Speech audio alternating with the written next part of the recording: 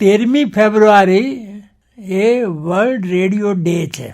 તો તે દિવસે એની ઘણી ચર્ચાઓ થાય અને નવી પેઢીને ખબર પડે કે આ રેડિયો શું હતો ને શું છે. આજે મોબાઈલમાં રેડિયો સાંભળી શકાય છે.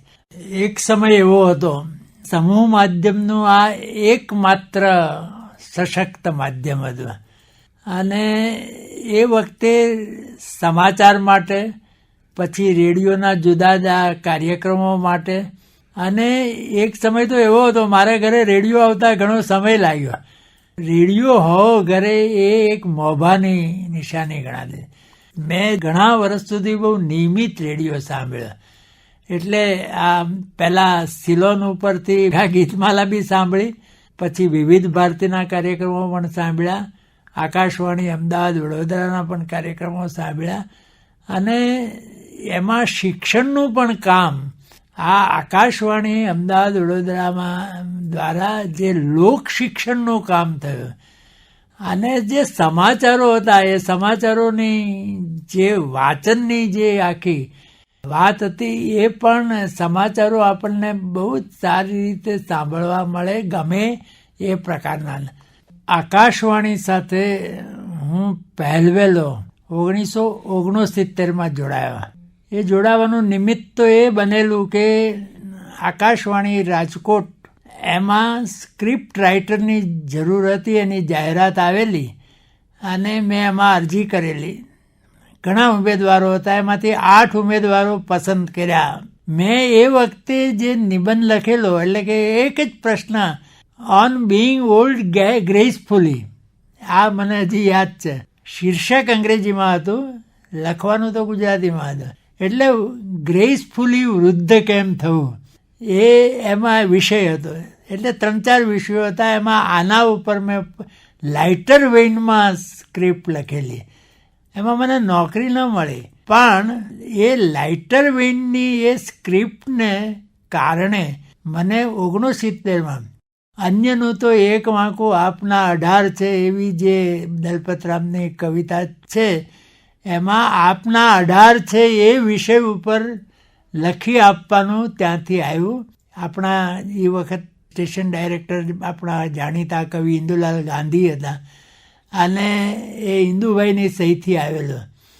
અને મેં પહેલવેલું, અને એ લાઈવ હતો, એટલે 8 વાગે લાઈવ.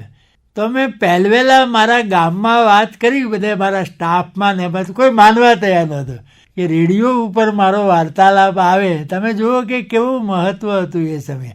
પણ એ લાઈવ રેકોર્ડિંગનો રોમાંચ આજે 69 ને 2026 કેટલા વર્ષ થયા, પણ એવો ને એવો છે. અને પછી 73 સુધી રાજકોટમાં મેં ઘણા વાર્તાલાપો આપ્યા અને એ ઘણા પોપ્યુલર પણ થયા.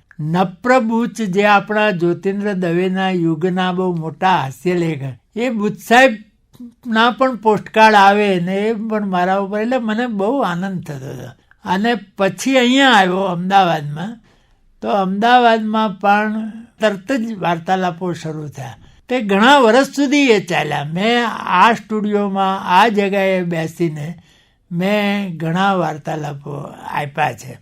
અને મારું એક નાટક, એ એમનું નામ પણ રમેશભાઈ હતું, પણ એમણે મારી પાસે નાટક લખાવેલું, રેડિયો નાટક. એ નાટક પછી નેશનલ લેવલ સુધી પહોંચેલું અને અનેક પ્રાદેશિક ભાષાઓમાં એનું ભાષાંતર થયેલું. પણ એ ઘરની શોધમાં મારો નિબંધ છે, એ નિબંધ ઉપરથી લખેલું એ નાટક ઘણા વખત સુધી આકાશવાણીમાં ભજવાયા કર્યો. હું તો એમ માનું છું કે રેડિયો દ્વારા જેટલી લોકસેવા થઈ છે એટલી કદાચ બીજા કોઈ સમૂહ માધ્યમ દ્વારા નથી થઈ. આ એક શુદ્ધ સાહિત્યનું, શિક્ષણનું, સંસ્કારનું એવું માધ્યમ. એટલે આકાશવાણીનો પ્રભાવ એક સમય હતો, આજ બીજા અનેક માધ્યમો આવ્યા, તેમ છતાં આ એક અત્યંત સશક્ત માધ્યમ છે, એમાં કોઈ શંકા નથી. 13મી ફેબ્રુઆરી વર્લ્ડ રેડિયો ડે છે. આવા દિવસો ઉજવાય એ બહુ જરૂરી છે.